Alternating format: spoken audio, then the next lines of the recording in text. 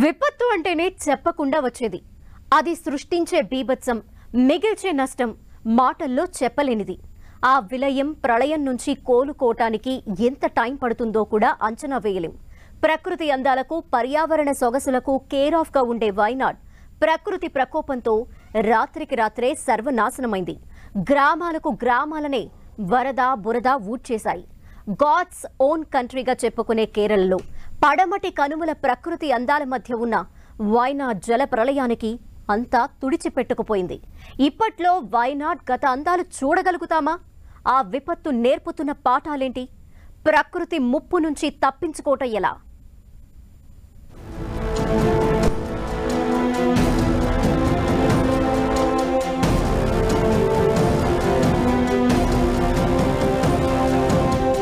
వెంటాడుతోన్న ముప్పులు, భయపెడుతోన్న విలయం, ప్రకృతి మిగిల్చిన విషాదం నుంచి కోలుకునేదెలా? వయనాడ్ విపత్తు నేర్పుతున్న పాఠాలేంటి? ఒక్కరోజులో రోమ్ను నిర్మించలేం. అదొక్కటే కాదు, ఏదైనా సరే ఒక్కరోజులో సాధ్యం కాదు. కానీ ఏళ్లుగా వారసత్వంగా వచ్చిన ప్రకృతి అందాలు, కనువిందు చేసే పర్యావరణ సొగసులు మాత్రం ప్రకృతి ప్రకోపిస్తే రాత్రికి రాత్రే తుడిచిపెట్టుకుపోవడం ఖాయం. వయనాడ్ ఘటన అందుకు ఉదాహరణ. కనువిందు చేసే పచ్చదనానికి, టీ, కాఫీ తోటలకు నెలవైన వయనాడ్లో ప్రకృతి సృష్టించిన బీభత్సానికి అంతా నాశనమైపోయింది.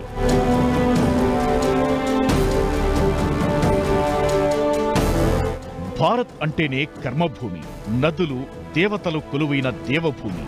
ఎంతో చరిత్ర కలిగిన మన దేశంలో కేరళకు కూడా పెద్ద హిస్టరీనే ఉంది.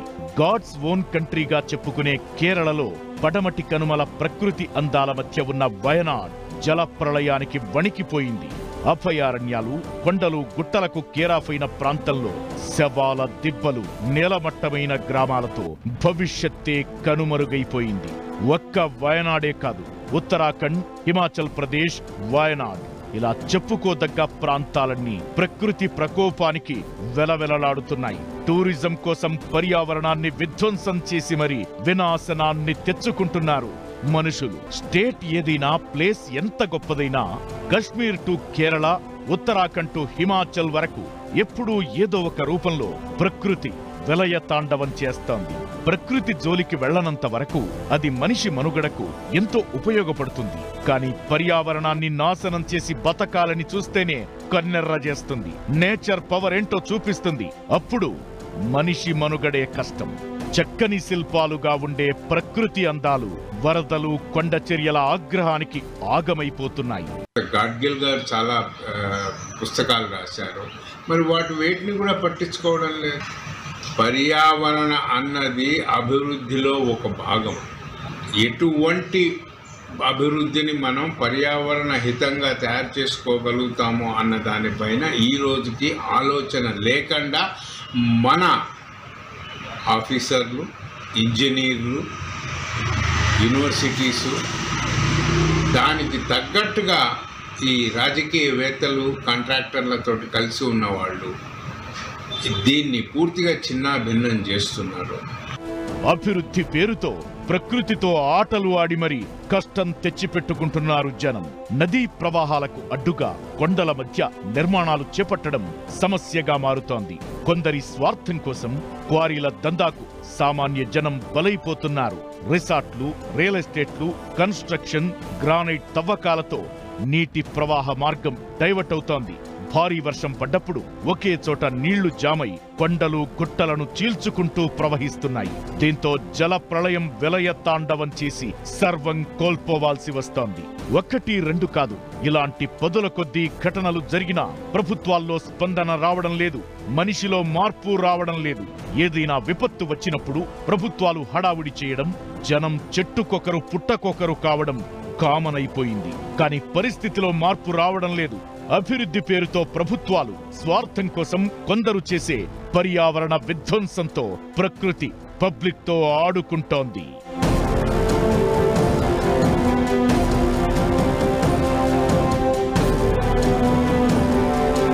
ఒక ప్రాంతంలో వరదలు వస్తే మరో ప్రాంతంలో కొండ చర్యలు విరిగిపడుతున్నాయి. ఇంకొన్ని ఏరియాల్లో వరదలు, కొండ చర్యలు విరిగిపడి సునామీని సృష్టిస్తున్నాయి. అన్నింటికీ కారణం ఒక్కటే, ప్రకృతి వినాశనం. జనం పర్యావరణాన్ని ఊరు అవతలికి నెట్టేస్తే ప్రకృతికి కోపం వచ్చినప్పుడు అది ఊర్లనే తుడిచిపెట్టేస్తోంది. ఇప్పటికైనా వయనాడ్ విపత్తు నుంచి నేర్చుకోవాల్సింది చాలానే ఉంది. అటు ప్రభుత్వాలు ఇటు జనం నిపుణుల హెచ్చరికలు పట్టించుకుంటే భవిష్యత్తులో నష్టాలను తగ్గించవచ్చు. రెస్క్యూ ముగిసింది, ఇక పునరావాసమే మిగిలింది. వందల మంది చనిపోయారు. కుటుంబాలకు కుటుంబాలే గల్లంతయ్యాయి. వేలాది మంది నిలువ నీడలేని పరిస్థితిలో ఉన్నారు. వయనాడ్లో ప్రకృతి మిగిల్చిన విధ్వంసాన్ని అంచనా వేసేందుకు ప్రయత్నం చేస్తోంది కేరళ సర్కార్. రీహాబిలిటేషన్పై ఫోకస్ పెట్టింది.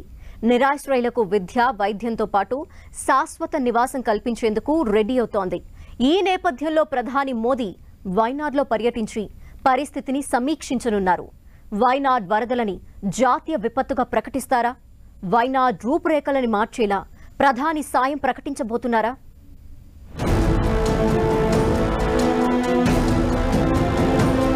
వయనాడ్ వరదలను జాతీయ విపత్తుగా ప్రకటిస్తారా? ఆ నేల మళ్లీ ప్రకృతి అందాలతో కనువిందు చేస్తుందా? గాడ్గిల్ కమిటీ సూచనలు పాటిస్తే ఈ పరిస్థితి వచ్చేది కాదా? 14 జిల్లాలున్న కేరళ, అందులో ఒక్క వయనాడ్ డిస్ట్రిక్ట్లోని మెప్పాడి ప్రాంతంలో 4 గ్రామాలను తుడిచేసిన ప్రకృతి ప్రకోపం. వరదలు, కొండ చర్యలు బీభత్సం సృష్టించిన ప్రాంతంలో రెస్క్యూ ఆపరేషన్ ముగిసింది. ఇక సహాయక శిబిరాల్లో ఉన్నవారి లెక్కలు తీస్తోంది కేరళ ప్రభుత్వం. కేబినెట్ సబ్ కమిటీ వేసి జరిగిన నష్టం, కుటుంబ సభ్యులను కోల్పోయిన వారి వివరాలను సేకరిస్తోంది.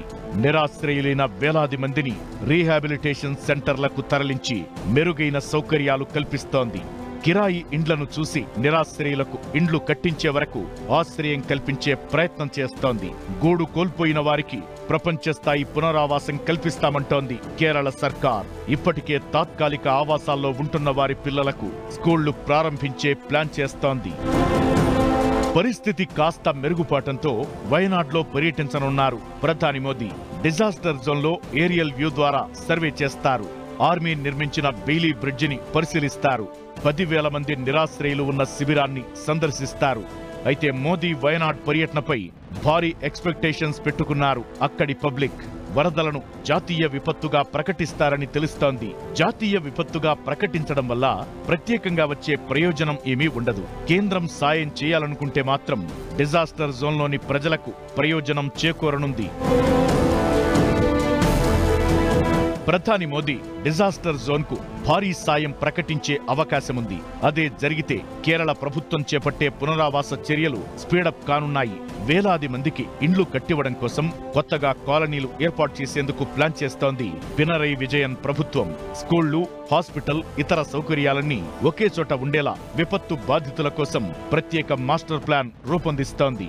పునరావాసం, కేంద్రం సాయం ఎలా ఉన్నా వయనాడ్ వరదలు మాధవ్ గాడ్గిల్ రిపోర్ట్ను గుర్తు చేస్తున్నాయి. 2011లో పశ్చిమ కనుమలపై ప్రముఖ పర్యావరణ శాస్త్రవేత్త మాధవ్ గాడ్గిల్ ఇచ్చిన రిపోర్ట్లోని అంశాలను పాటించి ఉంటే వయనాడ్ ప్రజలు నష్టపోయేవారు కాదంటున్నారు ఎక్స్పర్ట్స్. పశ్చిమ కనుమల సరిహద్దులను కేవలం పర్యావరణ నిర్వహణ కోసమే ఉంచాలని చెప్పింది గాడ్గిల్ కమిటీ.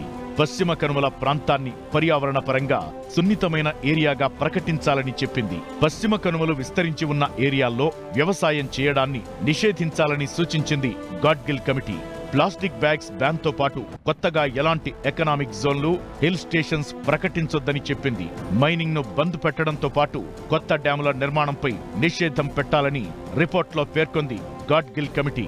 కొత్త పవర్ ప్లాంట్లు, పరిశ్రమలు, కొత్తగా రైల్వే లైన్లు, రోడ్లు నిర్మించొద్దని సూచించింది. టూరిజంను కఠినంగా పర్యవేక్షించాలని చెప్పింది. వెస్ట్రన్ ఘాట్స్ ఎకాలజీ అథారిటీని ఏర్పాటు చేయాలని గాడ్గిల్ కమిటీ సూచించింది. ఇవేమీ అమలు కాలేదు. అందుకే వయనాడ్ జల ప్రళయానికి గురి కావాల్సి వచ్చిందంటున్నారు ఎక్స్పర్ట్స్. ఇప్పుడు విపత్తు బాధితులకు పునరావాసం కల్పించడం తప్పనిసరి. కానీ భవిష్యత్తులో కేరళలో ఇలాంటి విధ్వంసం జరగకుండా ఉండాలంటే ప్రత్యేక చర్యలు చేపట్టాలని గాడ్గిల్ సూచనలను అమలు చేయాల్సిందేనంటున్నారు ఎక్స్పర్ట్స్.